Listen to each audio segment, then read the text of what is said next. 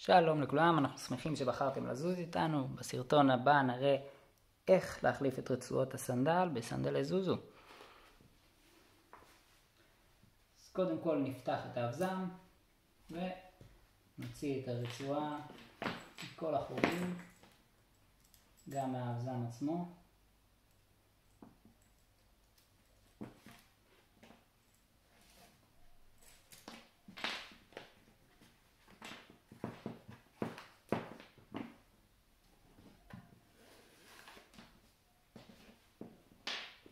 ועכשיו שיש לנו רק את הסוליה, ניקח רצועה חדשה, במקרה הזה רצועת האור,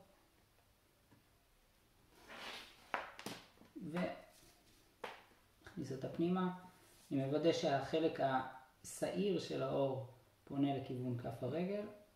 עם רצועת הניילון זה לא משנה. כאן אני ממש מקפל את הסנדל, את הסוליה, ודוחף את הכפתור פנימה, בצורה הזאת. אני רוצה שהרצועה תצא באלכסון לכיוון החור הזה, החור החיצוני.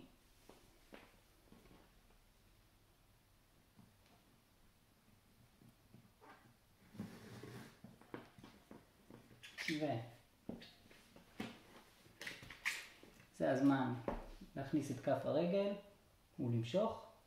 פה אני רוצה להשאיר בערך אצבע אחת או שתיים של מרווח. ואז מה שעשה, אקפל את הרצועה ואלפף אותה מקדימה אחורה לכיוון העקב, ככה שהחלק השעיר עדיין כלפי פנים הסנדל. עכשיו, לפני שאני מכניס את הרצועה לחור הבא, אני לוקח את האבזם, ובצורה כזאת שהחור המרכזי, בעצם שהוא במרכז האבזם, הוא נכנס ראשון לרצועה. הרצועה נכנסת אליו ראשונה. אז אני מכניס לכאן, בצורה כזאת, שהחלק החלק פונה לכיוון הפתח, ואני דוחף את האבזם עד הסוף. ואז אני מכניס לחור השני באבזם.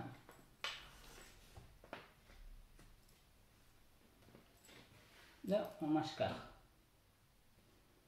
ועכשיו אנחנו ממשיכים.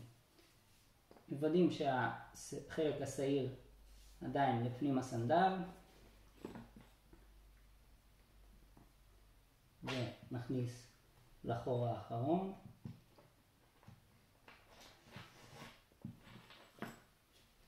עכשיו נכניס שוב את כף הרגל כדי לוודא את המיקום של כף הרגל שלנו על הסוליה. כמה שנמשוך יותר את הרצועה הזאת, הרגל שלנו תלך יותר קדימה, וכמה שנשחרר יותר בצורה הזאת, אז הרגל תחליק אחורה. אנחנו רוצים להגיע להתאמה המושלמת.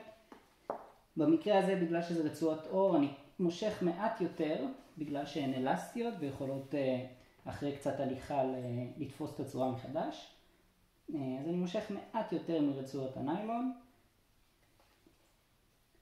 ועכשיו אני מכניס את הרצועה וכבר אראה מה אנחנו עושים פה.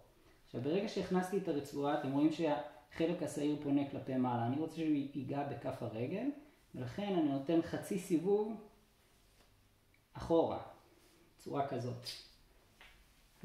מה שאנחנו נראה פה זה חלק השעיר כאן, והחלק החלק ממש כאן. אוקיי, אז שוב, אחרי שהכנסתי והעברתי את הרצועה משני הצדדים, אני מושך, נותן חצי סיבוב. אוקיי, אני מראה שוב חצי סיבוב, ועובר מתחת לרצועה האלכסונית. אוקיי, והדבר האחרון שאני עושה זה נותן עוד חצי סיבוב לפני שאני נכנס לאבזם בצורה כזאת ומושך כמה שאני רוצה. אפשר לעלות קצת לכיוון הקרסול את הרצועה, מושך כמה שאני רוצה, צורה כזאת, וזה הכל. בהצלחה.